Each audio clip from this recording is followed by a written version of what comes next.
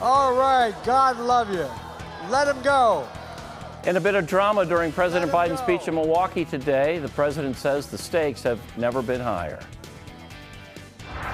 Republicans and Democrats can agree on one thing. In 9 weeks, the U.S. Senate is on the line. That is the backdrop for President Joe Biden's Milwaukee visit today, addressing union workers at Labor Fest. But some Democrats were reluctant to share the stage with the president. Jason Calvi joins us live, including the Democrat who's running for Senate. Yeah, that's right. We're talking about a gamble here, whether or not to appear on the same stage with the president, whose approval ratings are not great. Now, Mandela Barnes, who's running for U.S. Senate, did not join the president inside the Summerfest grounds behind me.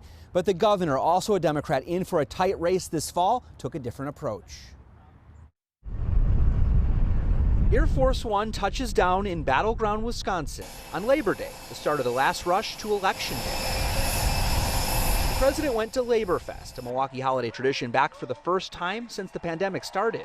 President Biden's the third president to speak here. Bill Clinton and Barack Obama also rallied here in the past. Union members and their supporters filled the crowd. Where is it written that says America can't lead the world in manufacturing? Where does it say that? We've exported too damn much. The president praised the American Rescue Act and the infrastructure laws he signed. We will, when this is over, have the best infrastructure, not a joke, in the entire world. That law includes money for lead pipe removal, a problem here in Milwaukee. Your child shouldn't have to worry about turning on the faucet. Governor Tony Evers introduced President Biden to the stage. CNN reported last month Evers' aides urged Biden not to come so they could avoid being together. Evers himself said he wasn't involved in those discussions and welcomed the visit. So please join me in giving a warm Wisconsin welcome to President Joe Biden. The latest Marquette poll finds 40% of Wisconsin approves of how President Biden is handling his job, 55% disapprove. The president got a taste of that disapproval during his speech. No, don't let him go.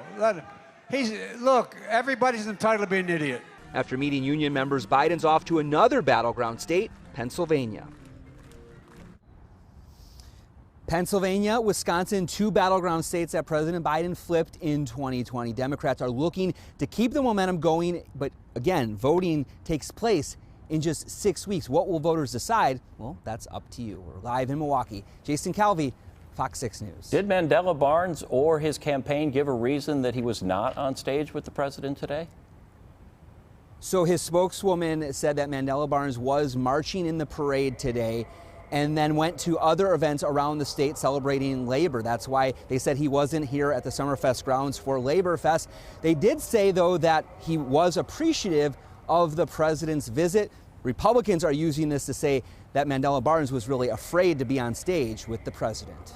Jason Calvi reporting live. Thank you. The commander-in-chief wasn't the only one giving speeches today. Republican candidate for governor also giving a speech of his own. Tim Michels holding a news conference outside the Summerfest grounds hours before the president arrived.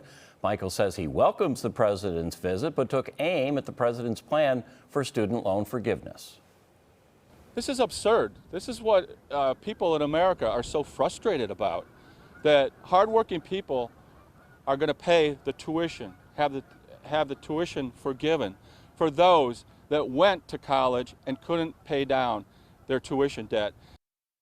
During the Republican primary, Michels won the support of former President Trump, eventually beating former Lieutenant Governor Rebecca Kleefisch. The latest Marquette Law School poll puts Governor Evers 2 points ahead of Michels in their matchup for November. That is within the margin of error.